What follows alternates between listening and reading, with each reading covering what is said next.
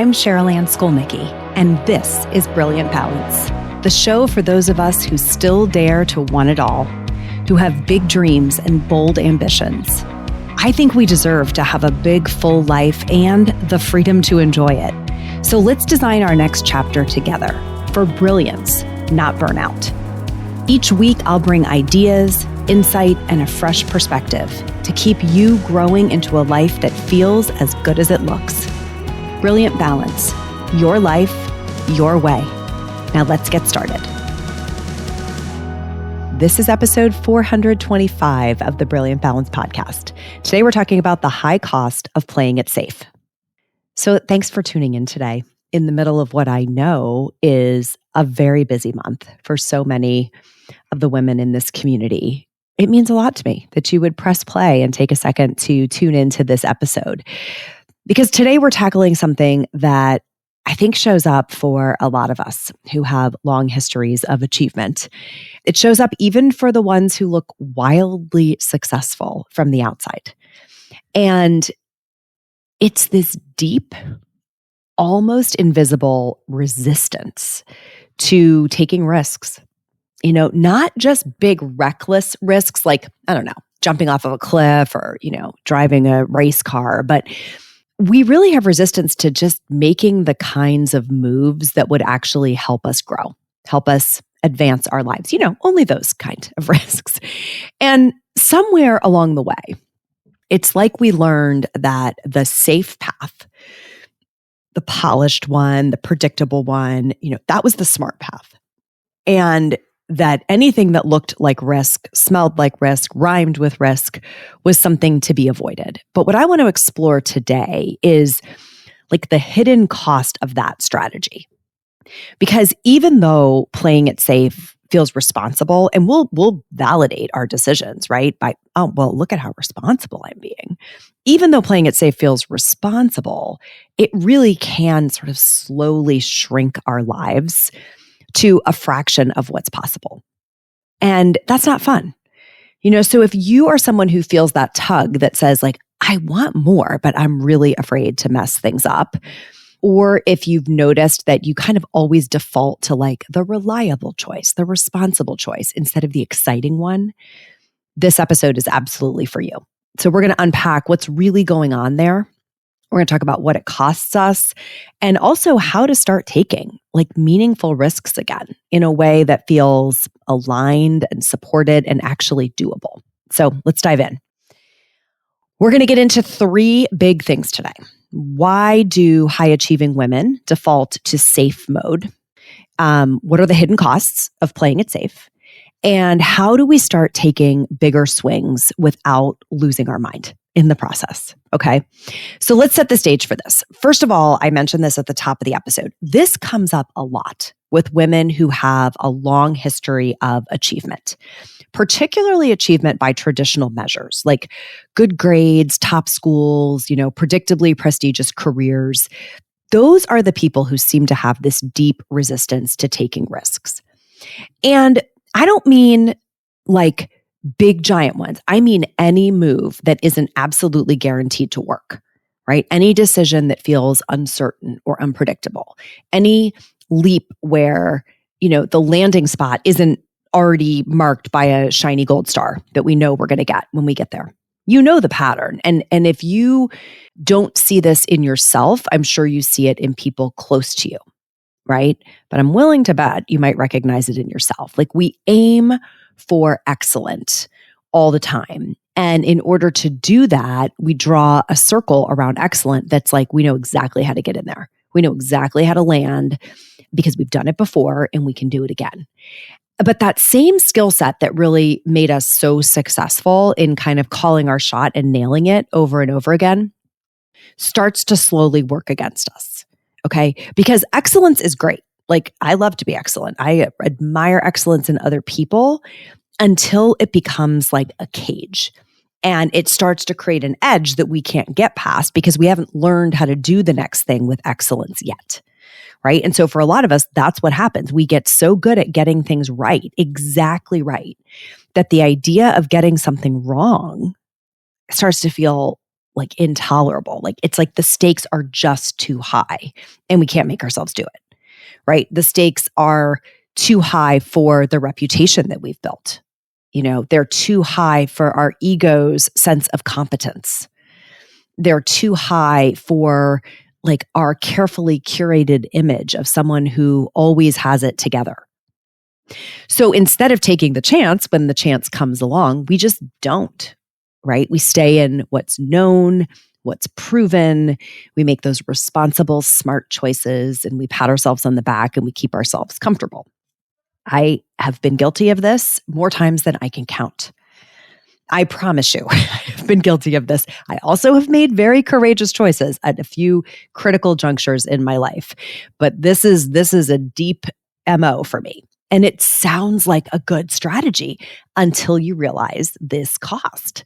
And it's a big one, right? And I want to make this paradox really clear. We think that playing it safe is protecting us, but it is actually limiting us. It just is. Okay. So why do we do it? Well, first of all, most of this starts really early, right? A lot of us learned that the way to succeed, the way to get praise, to be accepted, to be trusted, right, was by being the girl who got things right, like the good girl, the responsible one, the achiever, the one who doesn't drop balls, doesn't make messes, doesn't take risks that could make anybody worry. And that social conditioning follows us into adulthood, where perfectionism kicks in, right? We develop this sense of over-responsibility where we think we're responsible for everything. And a whole collection of fears comes along for the ride.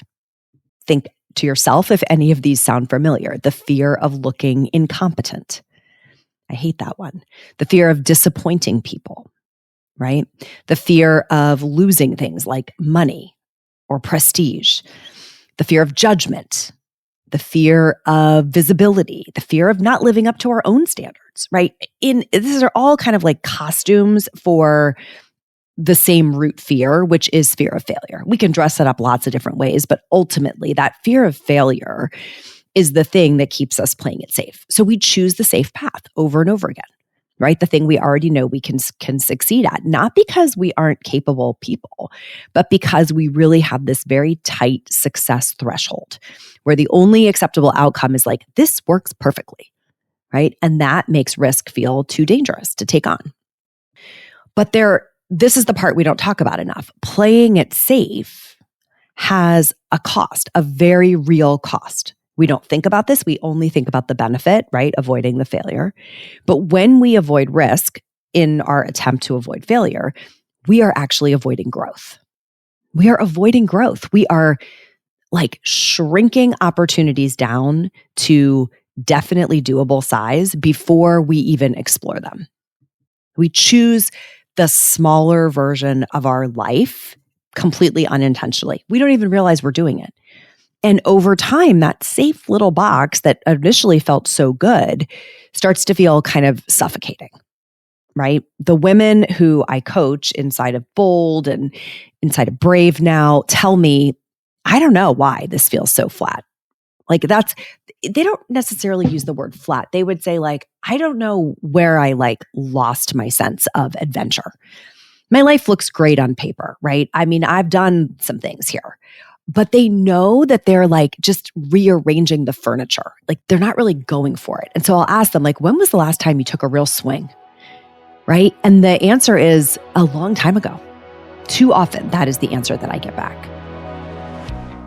Did you know that beyond hosting this podcast, I also directly support women leaders at the intersection of work and life? As a member of Bold, you get direct access to me, the women on my team, and a peer group of exceptional women who are rewriting the rules and redefining what it means to have it all together. Go to brilliant-balance.com/bold to learn more and apply for your spot today. And you see it like when people reflect later in their life, if you think about like the regrets of the dying, the regrets aren't usually about failures. I mean, in fact, this is pretty widely published.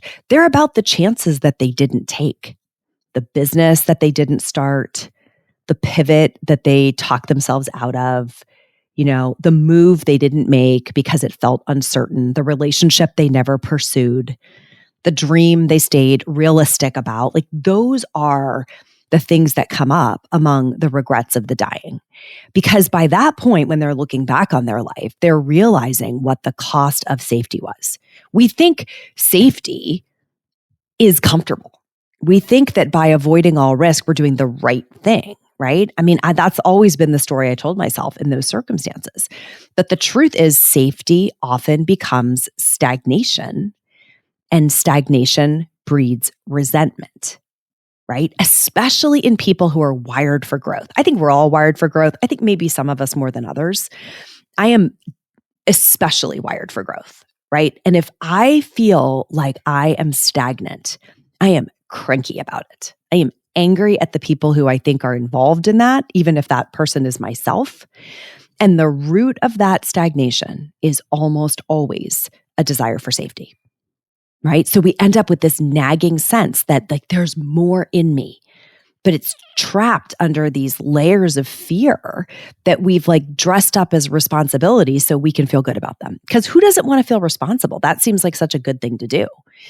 If we're like, oh, I'm not doing it because I'm afraid, we feel like an idiot. If we say, I'm not doing it because it's irresponsible, we can justify that. I have had many conversations with women who are making a no decision about something and dressing it up as they're being responsible. It would be irresponsible of me to do this right now, given the many responsibilities that I have, right? We're like addicted to being responsible. But safety, even in the name of responsibility, when it becomes stagnation and you start to feel yourself, I've used this metaphor before, like you feel like a stagnant pond. Think about how gross a stagnant pond is, right? It's got a layer of green on top of it. It smells bad. Compare that to like a flowing river or like a gushing waterfall, right? There's movement and energy and renewal and freshness in those moving bodies of water. When we're talking about a stagnant pond, stagnation, it's the last thing I want to be. Okay. But we can end up there before we even know what happened. But here's the good news. Risk taking, right, is the way out. And risk taking is a skill. It's not like a personality trait. It's not something you're born with. You don't have to be like, well, I've been a risk taker since I was a toddler, right? It can be learned. It can be developed. It can be strengthened, right? But this is important. Most of us don't learn it on our own. Most of us don't just wake up one day and be like, I think I'm going to get better at taking risks today. I'll just go take some bigger swings. It just doesn't seem to work that way. You really need people around you who are doing the same thing, right? Who are stretching, who are taking leaps, who can normalize what like measurable risk actually feels like. So your brain doesn't start to misinterpret every discomfort as like danger. Right. And so having a structure that helps you see where are your blind spots? Where do I have an old pattern that needs to be interrupted? Where do I need to be pushed when I want to shrink back? Right. A structure that helps you do that is absolutely the game changer. So I'm taking a big swing right now in my life and in my business with Brave. I've been talking about this for a couple of weeks. The vision that we are chasing right now as an organization with this endeavor is bigger than anything we've done before, right? I've grown my team. I've brought in experts. I've upgraded our technology so that the experience that we create for you can be truly first class. And guess what? All of that carries risk. Right? Because if you want to live a bigger life, if you want to build something really meaningful, if you want to reinvent something, if you want to step into the next version of yourself, you're going to have to take some risks. And it is uncomfortable, right? It's uncomfortable. We're not even talking about reckless ones, remember. These are measured, calculated, strategic risks. And the skills that it requires to take those, most of us never got taught. We were too busy making sure we knew what to do to get an A on that test, right? We were too busy making sure we knew exactly what we had to say in the interview to get that job. So we never got taught how to do this. We were busy learning how to succeed in a very well-defined path. We weren't learning how to be bold enough to chart our own path. And brave is the place where you get to practice that, right? In my world, brave is the place we've built for you to build that muscle where you can get supported instead of doing this in isolation, right? Where taking bigger swings starts to feel normal because the women around you are doing it too, right? Because yeah, there's a cost to risk. We know there is, but there's also a cost to avoiding risk. And so if you're somebody who's feeling that stagnation, that little ache, that restlessness that says like, I think I've got more in me than this, then it might be time to stop playing it so safe and actually take the next brave step. Okay, so I just want you to check in with yourself today. Does this resonate with you? Is there a place in your life where you know you've been playing it safe? Is there like, I don't know, a move that you've been thinking about making, but you're talking yourself out of it? Or a dream that you've kept on the shelf because the idea of failing just feels too risky? Those are the signs, y'all, right? If you see yourself in those stories, if you are starting to feel that kind of a pull, I want you to make sure that you know what's going on in Brave. And so, again, there is a page built for you. It's brilliant-balance.com/brave. I've been talking about this for a few weeks because it's all we're doing inside of Brilliant Balance right now is getting ready for these doors to open in January. But we built this experience for this exact moment in your journey to help women like you stretch themselves, right? To get out of stagnation, to move into bigger possibilities, to take bigger swings. And when we open those doors, I want you to already know you're ready. So if you the link is in the show notes, or you can follow what I just read, brilliant-balance.com. That's just our website /brave. Get on the wait list so that when the doors open, you have the first chance to come inside and be a part of what we're building. That is all for today, my friends. I hope that you are back off to the holiday hustle, doing all of the things. This is a busy, busy week in the whole cycle. So take extra good care of yourself and go be brilliant. This is thepodcastfactory.com.